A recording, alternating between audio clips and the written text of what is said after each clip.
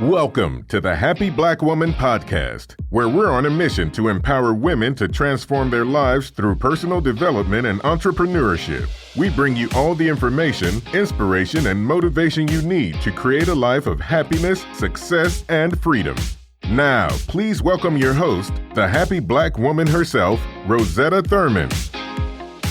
Hello and welcome back to the Happy Black Woman Podcast. This is Rosetta Thurman and I'm coming back to you with another incredible interview with another incredible Black woman entrepreneur for our series this month that has been going amazing. And, I'm so excited to introduce to you Reverend Janine Macklin. I got a chance to meet her, another happy Black woman that I met at Dr. Venus's Black Women Millionaires event. I can't stress how important it is to surround yourself with wonderful people because they introduce you to other wonderful people. So you can read all about Reverend Janine on our website. Her bio is posted there and you can check out her website. But for now, we're just going to go ahead and welcome Reverend Janine. How are you, lady? Woohoo! Thank you so much. I am great and so excited to be here with you and sharing with your community. I am excited to have you here. Watching you from a distance, I always wondered, what is her work all about? So I always take this opportunity to ask questions, not just for my listeners, but for myself as well. So I'm excited to share this time with you. And for everyone who didn't get a chance to meet you and sit next to you and experience your warm spirit like I did, tell us a little bit about your mission and the work that you do. Well, thank you. Thank you so much. My mission is to really empower women to know their value such that it impacts and transforms the relationship that they have with money. I really want women to understand the value that they bring based on who they are, not what they do, what they accomplish, how well they take care of the children, the family, and everything else, but who they are brings the value to every role that they're in. And then to be able to monetize that so that they charge for the prices of what they bring, the value they bring to their business. And then they can generate their income, their revenue, their peace, and amazing lives based on proven prosperity principles. So that's my whole piece is around us. For me, it's like this one piece that's left for us really to make peace with money and then be able to attract money into our lives so that we move from making money to really generating wealth. Oh man, you said a mouthful already, just diving right in with your mission. And money is like a 4-letter word for a lot of women, especially Black women, as I talk in our community about just building businesses, doing what you love. This always comes up. So very excited to explore this topic with you today. And just curious, what made you decide to have this focus as your business and make this like what you do for a living? By profession, I'm a licensed clinical therapist. I have my master's in social work, and I'm licensed through the Board of California. And as I was doing private practice back then, a lot of the issues that came up with women, one, were their value and their worth. They were basing it all on working hard and what they were doing for their families and giving and giving and giving and sacrificing. So that's where it initially began to show up. Then as I shifted into, I was fired in 2011 and then made the choice to respond to that by creating my business. As I began to do coaching, the piece around money just kept coming up and their sense of worth and value. And I could see how you think about yourself impacts how you handle your money. And I'd seen it in my own life. I had parents who were working class family. They hadn't finished college and they didn't really teach me a lot about money except for to save. So early on, I can remember sitting with my head held down and tears streaming down my face because I was in credit card debt. When no one had told me about credit card debt, I was excited to be the first one in the family to get a credit card when I was in college. Maybe some of your listeners may remember when they were in college and that was what came to us in the mail. And I thought, wow, if I could get one, see if I can get another one. And I can get another one. But I did not pay attention to the relationship that I was creating between myself and the credit card company. I just knew if I wanted to buy something, I could buy it and pay the least amount for it. Well, that wasn't the relationship. So how I realized the connection is when I bought my first home, all of those behaviors and spending habits showed up in a FICO score. I didn't even know a FICO score existed, which then showed up as my high interest rate. And I can remember sitting in the bank just so hurt and so embarrassed that that behavior had translated all the way into this loan that I was getting, a high interest rate loan. And I thought, oh my God, how did that happen? So I got out of credit card debt. Okay, great. We did it. And if I asked you, what did I do again? You could probably tell me I got into credit card debt again. Mm-hmm. And so that's when I realized it's not that a lot of women will say, well, it's okay. I'll just get out of credit card debt. I hired a consolidating company that helped me consolidate it and pay it off. And I got back in again. And that's when I realized it was something in my thinking. It was something in the way that I was believing and looking at this thing called money and credit that maybe began to explore. First of all, you're going to get out. This time you're going to stay out and you're going to understand a greater respect around money, around attracting money, and be able to, I can't even say generate wealth. At that point, I just wanted to be out of debt. I wanted money in my account. I wanted to save some money, and I wanted to have my emergency fund. So those were my immediate goals that I was working on. So that was just a glimpse of the journey that got me to this point. When I look at, I dressed up the outside. Baby, when you saw me, I looked good. Yeah. But I'm swimming in debt. I'm ducking and dodging creditors because then we didn't have caller ID. Mm-hmm. So, every time I pick up the phone, I'm like, okay, is this my cousin? And sure enough, it would be, this is Mary from Bank of America or MasterCard. You owe $3,210. Are you going to pay? And I was so afraid. I thought, oh my God, they're going to take my home. It was a home I'd inherited from my mother. I'm going to get in trouble because I didn't know and I had no one to bounce it off of. So that experience just led me to really say, you know what? We get to have wealth. It is divinely our inheritance. And we have to look at our thoughts, our stories, our upbringing, our culture, the religious teachings, and shift that so that we can access what's waiting for us. I love that you kind of share the story of your own experience that led you to, how else, I could just see how clearly you could see it, that was the issue preventing people from moving forward, and just the tip of the iceberg you've covered so far in our upbringing, our history, the way that we're supposed to do things, and how that can really have us have money issues from the debt. So many things swimming through my mind now of the things that we hear from our happy Black women in our live events when we talk to them about creating a business, and they're like, well, I'm in debt, so I can't do that. So it's like, right. They're so focused on paying down the debt that they can't even think about creating wealth. Right. Business will create wealth for you, but if you're just focus on paying down this $4,000 of credit card debt, but not seeing the $40,000 that you could create with your business, it's a huge problem. So tell me, what are some of the specific steps?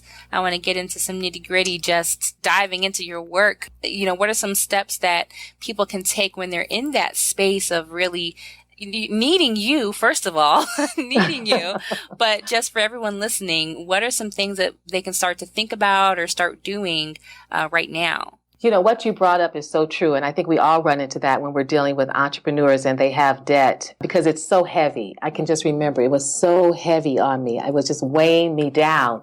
And I always have to go back and say, what was the change? What was the change? And Rosetta, the first speaking event that I did, I realized now the first live event I did was a topic called From Fear to Faith. I was in so much fear that I thought everything they said they could do. I thought they were going to take my home and put me in jail and all that. And they were just doing their job. Right. They weren't going to do all that to me.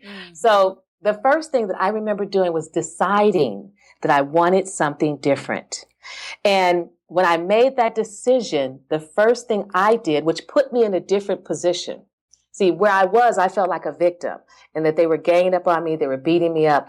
I decided that I wanted something different. I wasn't 100% sure what that was, but the first step that I took was I called every creditor that I had. And I said to them very clearly, this is Janine Macklin. This is my credit card number. This is my balance. I can't pay it, but I want to close it and I will make payment arrangements. That statement alone shifted my energy. Now I'm in control. Nobody's calling me and bugging me and harassing me because I've taken the initiative to set something up to begin to move in a different direction. So that was the first thing that I began to do. And I really began to look at the fear. That was many, many years ago. And it was probably the first time I heard false evidence appearing real.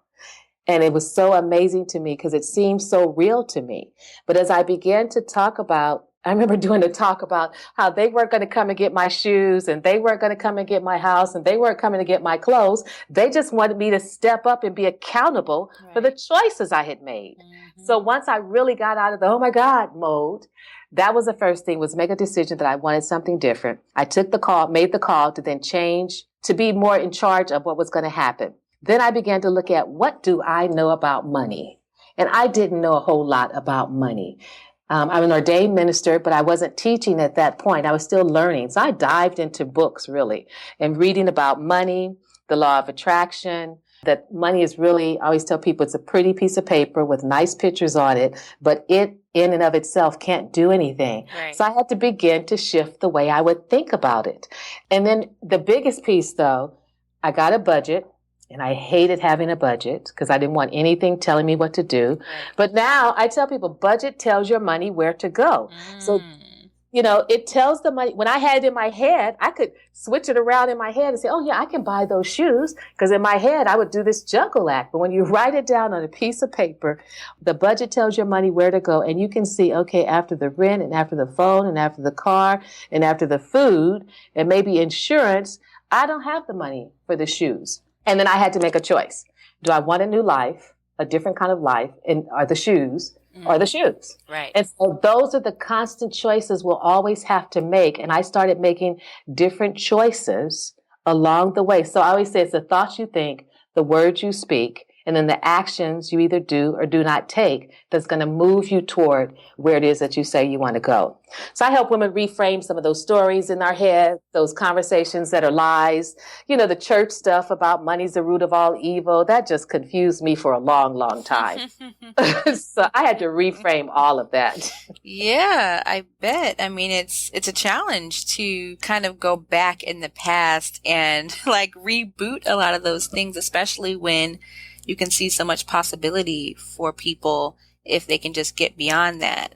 So those are some amazing action steps that I know are simple but powerful. I mean, having that conversation with your creditors and taking your control back in the situation is a really great one. And so as a follow-up question, I wanted to ask for the women who, they're running into those blocks like you were. So, I feel like I'm meant to prosper and build wealth, but at the same time, every time I go to church on Sunday, I hear the opposite. Or every time I try to tell my friends about what I'm doing or my family about what I'm doing, they're, encouraging me to stay at my job that doesn't pay me enough and be lucky that I feel lucky that I have this job, or to save instead of investing in my business or my dream. So what's something that you can give to our listeners that, maybe something that you tell your own clients to overcome that piece?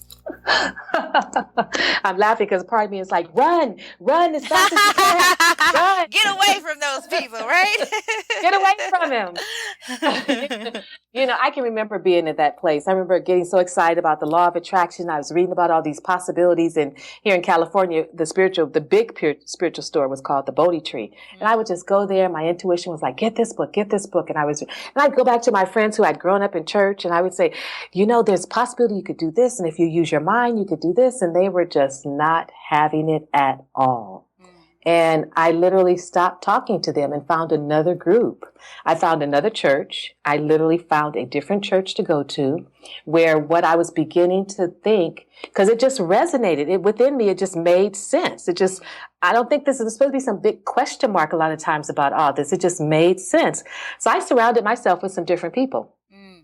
And those people were in this consciousness around possibilities and what you could have and what you can do. So I would go there, and then I really stopped talking to my friends. I didn't say anything to my family. I didn't say much to, anybody around me. I listened to what they had to say. And then, of course, once I was able to, the way my house was set up, while you were young, you went to church every Sunday. Mm-hmm. we were all clear. If we went to college, we did not have to go to church anymore. So we all went to college. And so that freed us up on Sundays. And so once I was free, I just began reading different books. And I didn't have the conversations with them. I didn't try and change them. I didn't try and convince them. I figured, unfortunately, it was going to be my path. But I surrounded myself with other people who were having a similar conversation for the support. And then I let my actions speak for me when I would get around my friends or I'd get around my family. Because they're right. When you go to church, you're hearing about, money's the root of all evil. But, there's some mega churches now. Yeah. And there were churches then. And I always questioned it. I was somewhat of a rebel when I was in church. I remember saying to my pastor when I was like 16 or 17, well, why can't women be in the pulpit? Why do only men can be in the pulpit? Well, God only talks to men. Well, that doesn't make sense. How am I supposed to figure out what God wants me to do if he only talks to men? Who's the man that God's going to talk to on my behalf? Well, that's what Jesus does. No, I don't get why I have to have an intercession, somebody between me, when Jesus isn't making me breathe and Jesus isn't keeping my heart. My mother would be like, girl, could you just be quiet? Could you just quiet down? But I always had questions about it. So, if you have questions, I'd say follow your questions. Find a community that's going to give you the support. You can't do it by yourself. Yeah. You really do need the support. Don't try and challenge people and change people, because a lot of people are quite comfortable with the way they're living because of our history. There's such historical residue that continues to impact the choices and the decisions we make. So you really will have to look at potentially surrounding yourself with someone else or other people. And now it's easy because you've got meetups, you've got law of attraction, you've got all kind of things. Be willing to read. Be willing to read and take notes on what you read and follow up on what you read so that you can then get some confirmation about what it is that you're thinking, because you won't have anybody to bounce it off of in your family or in your immediate scope of people, particularly if they're continuing to go to church on Sunday. Yeah. So you're going to have to find that support someplace else. And that's what I ended up doing. And even now, 20, 30, maybe even 40 years later, when I've gotten back together with friends from church, they had a reunion, I think last year, I still don't say anything. They know I'm a minister. They know from Facebook that it's spiritual. But I still don't say anything, and they don't say much to me. They include me in different things, and I will go to that. But I still don't say, a whole lot to them, because it's mine, it's real, it works for me, and what they have works for them, and that's fine. Totally. I love that.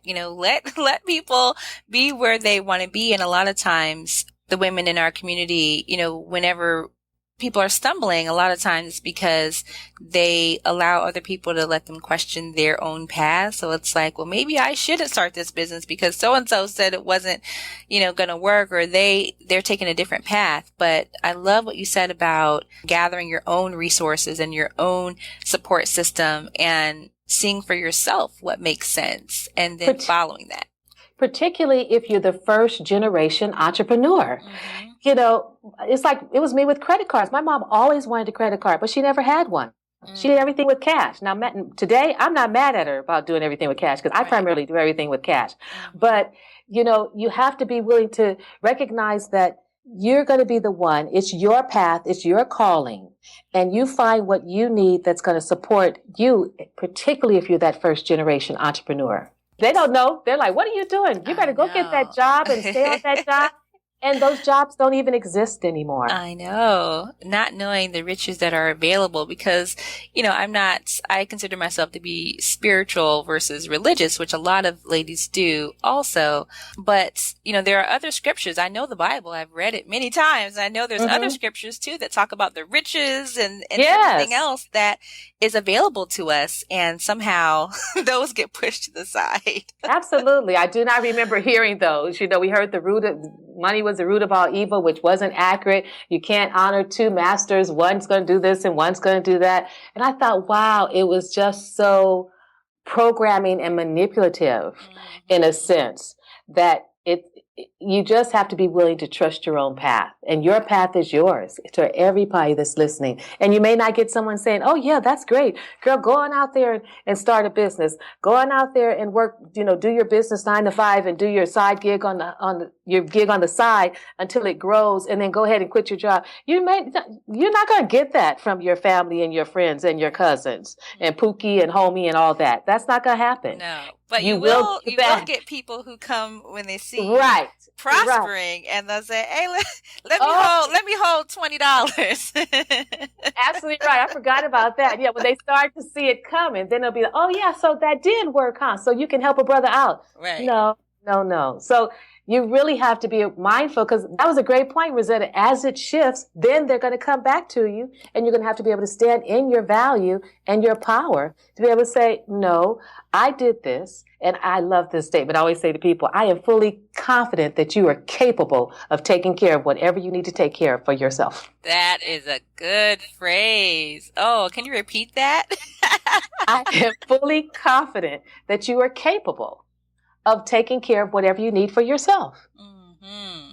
Yeah, I mean, and let them stand for themselves. Empower them to stand for themselves. It's a very elegant way of saying no, which I know a lot of people have an issue with as we, go down this path of success and happiness. Right. So, okay, I know we can spend all day on that, and I know we're going to give people a way to stay in contact with you. But, I'm curious as to what are some of the strategies that you continue to use for yourself in your personal life. So just, looking at a typical day in the life of Reverend Janine, what are some of the things that you have in place in your day that keep you in alignment with your values and moving forward? I start my days with meditation. I taught myself to meditate easy 30 plus years ago. And I start my day, I get up early, I slip out of the bed before everybody gets up and my son's making noise. And that's usually, that is early, ladies. So about 5:30 my time. I usually wake my son up around 6:30 or 6:15 because the house is still quiet. And I sit on the couch and I like to listen. And I'm often telling clients when I'm at events, there's this tendency to want to talk to God and tell God and ask God and hope and pray and hope and pray. And I'm like, first of all, God is not deaf. God already heard you the first time. Now it becomes our partnership, however you define God, to listen. So since I've already said, I want this to unfold and I can envision this and my life is this and this is exploding and that's expanding and clients are this, now it's time for me to listen to hear what the guidance is, what the direction is, what the instructions are, to get myself aligned, to set my intention, to do any visioning, to see my day unfolding, how I'm going to be present in different situations with myself, with my family, or with my son. So that's where I start my day. Then throughout the day, I am in not gratitude. I go beyond gratitude to appreciation. And the difference for me between the two is usually gratitude stems back to a practice we learned when we were young, where when somebody gave you something, you said thank you. So when something happens, we're so grateful. Oh, thank you, God, for getting me there. I got the unexpected unemployment checker. Thank you for this happening. Or, oh, thank you. I got through it. I got over it. I got under it. I got around it. Great. Amazing, wonderful. Appreciation, though, is I can look out of my window right now and see tangerines on my tree and look at the beauty of them and just appreciate nature unfolding in front of me. I look at the squirrels playing and just revel and be tickled about their playfulness. I walked out my door yesterday and a hummingbird. I kept hearing this sound. I'm like, what is that? And I thought, you came. There's a beautiful hummingbird. I appreciate everything. When spring comes and I turn the corner and there's a burst of color in a bougainvillea that's this deep purple, I'm like, oh, wow, look at that. So I'm appreciating everything because I see it as being here for my comfort, for my excitement, and for my joy. So throughout the day, I'm appreciating little, I call them spiritual hits. If I hear something, call this person or do this, and it works, I'm like, oh my God, that was just so amazing. And I just speak that out loud to the universe because I figure as I send it out to the universe, more experiences are going to come for me to keep saying that same kind of thing. When my evening is done, I usually go to sleep just in awe of the day. Thank you for getting me through the day. Thank you for my heart beating, in just appreciation and laughing and tickled about whatever, my son, my clients, or that I just got some rest, or my evaluation with the doctor was great. And then I laugh a lot. I really laugh a lot between my son, my team, or any of my colleagues that may be sending texts back and forth. I spend a lot of time just in laughter and in silence. I love the silence. When there's nobody home, my house is still. And I love that so much because, baby, when they come back, the music's going and everybody's talking and I'm cooking food. But that silence, it helps me stay grounded and helps me keep fear, any doubt, any kind of worry. I can just tell that there's no place for you here. Thank you for sharing part of your day with us. Absolutely. As it impacts everything. Moving into our inspiration round, a little bit more from you on like what inspired you? Like, is there a book that you found that has really helped you along your journey? I mean, we all know that we are looking at you now and we're like, wow, Reverend Janine, she's got this business, she's got all these different things. But, as you were going, along your path and growing, what was the one book that you turned to that really helped you out? The book that's on my desk, and I was doing Periscope early today, and I was talking about it, was the book by Napoleon Hill, Think and Grow Rich. And to this day, this book continues to excite me. Although I'm a spirit baby, so most of the spiritual books, the books on law of attraction, the book on prosperity, all of those books just resonate with me because they connect to something that I feel inside. And that's a way for me to keep it activated and to access it. But when I got the book Think and Grow Rich, I honestly was like, I beat Think and Grow Rich. I have been working 4 jobs. I have been full-time ministry, full-time job, private practice. And now you want to tell me to think and I'm going to grow rich? So I love to pick up books from Napoleon Hill, Joseph Campbell, and I can just read Abraham Hicks, any of them. I can just read a page or two and something in it just connects with me. And I'm like, okay, that's great. I got it. Edgar Casey. I read a lot of the old prophets and spiritual teachers, and I can read it and it'll remind me, yes, that's what it is. That's what's going on. Yeah. And I just keep right on going. I love that, for someone with a company, I mean, your company's called Spirit and Riches. Right, Spirit and Riches. What I'm getting and learning, you guys, you think that this is all, everyone listening, they probably think that everything is all scripted and, I know everything, but I'm learning as I'm asking. And so trying to stick to the script, but what I'm getting from you so clearly right now is how essential it is to pay attention to your spirit and to feed your spirit so that you can have the right mindset in the container to attract riches, because all the books you've mentioned and the types of books you mentioned aren't the normal types of books that people think they should read. Like there are business building books and how to, flip a house and do real estate and all the things that people think will bring them wealth. But you're here talking about, Joseph Campbell and all the things. Right. So it's clear to me that you have found that as, the way forward to really bring those riches. Am I getting that wrong, or is that part of it? No, that's absolutely. I mean, that's how come I do the business that I do. I did Lisa Nichols' Global Leadership Program for a year. Mm-hmm. I worked with Dr. Venus, although Dr. Venus was good, but I was already into my spirituality. And I would do things along the way, working and working and working. It never seemed like I got ahead. Mm-hmm. It never seemed that I was reaching, the kingdom and all the goodness and the prosperity. And I'm like, what is going on? And even when I work with clients, they've taken the business classes, they've taken the marketing classes, they've taken the branding, social media, they've taken all of that, and they can't make movement. And usually where I find it is that they haven't connected their spirituality to their business. It's as simple. I said to one of my clients one day, we were doing a coaching group call, and I said, okay, well, who has your money? Where's the source of your money? And one client said, from my clients. And the other client said, from God. And I said, can you imagine the pressure if you think your money, your life, your revenue is based on a client? Right. I said, that's too much pressure.